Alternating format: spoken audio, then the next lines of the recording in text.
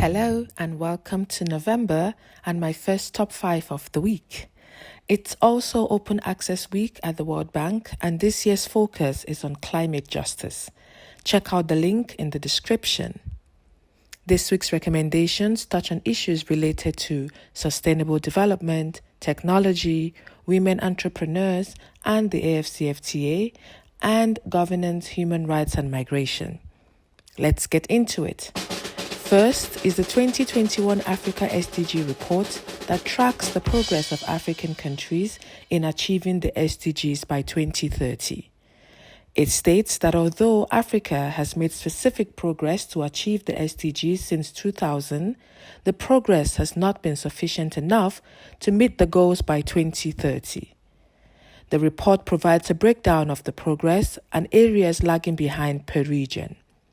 On the progress front, it reveals that Central Africa is on track to achieve only Goal 7, which is affordable and clean energy, Goal 10, which is reduced inequalities, and Goal 15, which is life on land by 2030. In East Africa, which is in good shape, on Goal 6, clean water and sanitation, Goal 7, affordable and clean energy, and Goal 14, life below water.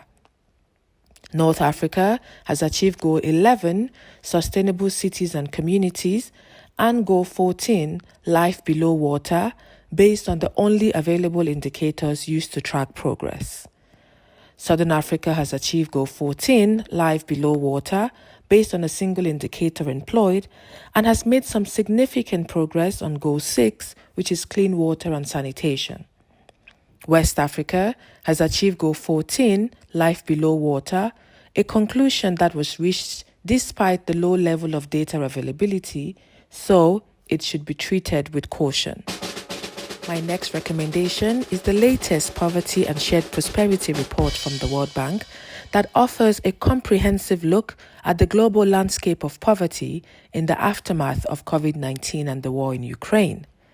It highlights the important role of fiscal policies in poverty reduction and cites how developed countries offset the impact of COVID-19 pandemic through fiscal policy and other emergency support measures as opposed to developing countries who had fewer resources. To realize the potential of fiscal measures, the report recommends 1. Choosing targeted cash transfers instead of broad subsidies, 2. Prioritizing public spending for long-term growth, and 3. Mobilizing tax revenues without hurting the poor. Recommendation number 3 is a report that spotlights emerging or disruptive technologies from the past few years in terms of their role in facilitating fair trade and revenue collection, customs administrations, and economies more broadly. Published by the World Trade Organization and the World Customs Organization, the report dedicates each chapter to identify technologies and their potential contribution and benefits to international trade, including blockchain, the Internet of Things, big data, artificial intelligence and machine learning, drones, biometrics, virtual, augmented and mixed reality, and 3D printing. It concludes with recommendations of embracing the technology and an assessment of the ideal environment for them to flourish. Report number 4 is titled Opportunities for Women Entrepreneurs in the Context of the African Continental Free Trade Area, and it focuses on women in informal cross-border trade, gender and value chain analysis, and affirmative action or preferential public procurement. It also brings to the fore some of the challenges facing women entrepreneurs with regards to the AFCFTA. Some recommendations made in the study include, number 1, conducting comprehensive gender analyses and studies to support evidence-based AFCFTA policymaking.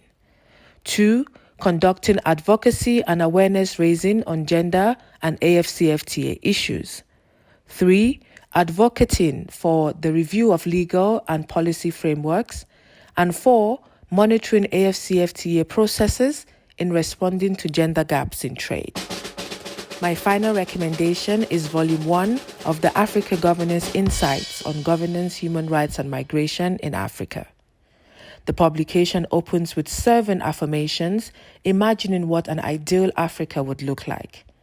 This volume is broken down into 7 papers by different authors, assessing themes including international migration and economic governance, strengthening local governance for Agenda 2063, the Africa Peer Review Mechanism as a tool for democracy, 21st century migration from Africa to Europe, migration and human rights exploring policy gaps, reimagining Africa in the post-COVID-19 era, and social protection for refugee children in South Africa.